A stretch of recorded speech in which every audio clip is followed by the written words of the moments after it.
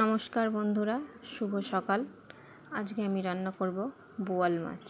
তার জন্য বোয়াল মাছগুলোকে আমি ভালো করে ধুয়ে নুন হলুদ মেখে নেব। ভালো করে মাখা হয়ে গেলে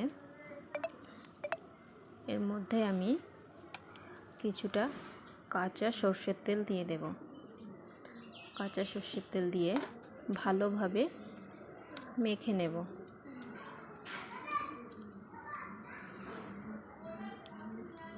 এদিকে আমি তার জন্য দুটো মিডিয়াম সাইজের আলু, আদা, পেঁয়াজ, রসুন, কাঁচা লঙ্কা এগুলো আলাদা করে বেটে নেব। আর এদিকে আমি কড়াই বসিয়ে দিয়েছিলাম।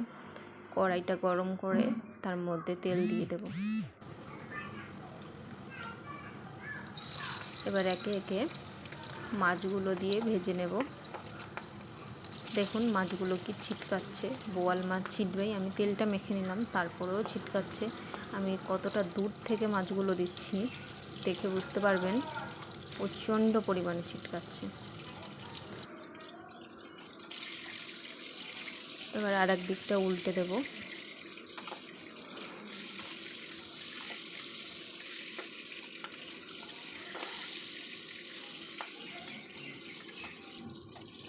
হয়ে গেছে আমার মাছ ভাজা, তুলে নেব।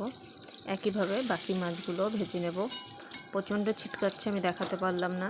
মাছ ভাজা হয়ে গেছে। এবার আমি এই তেলের মধ্যে কেটে রাখা আলুগুলো দিয়ে ভেজে নেব। লাল লাল করে ভেজে নেব।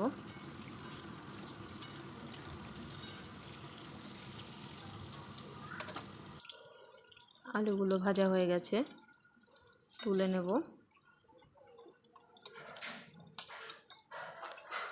এই তেলের মধ্যেই আমি আরও 1 চামচ মতো তেল দিয়ে দেব।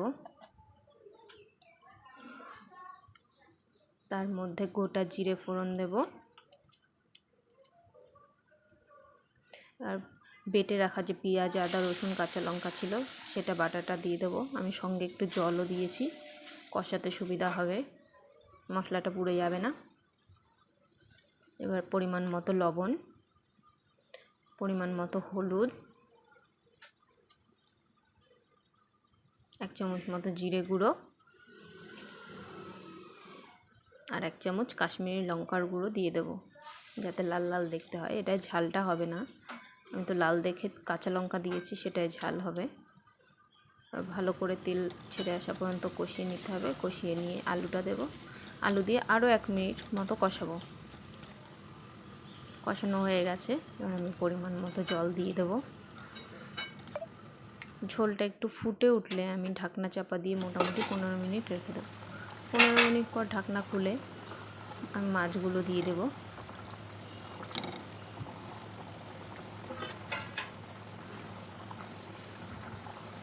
সঙ্গে 3টে চেরা কাঁচা লঙ্কা দেব ফ্লেভারের জন্য।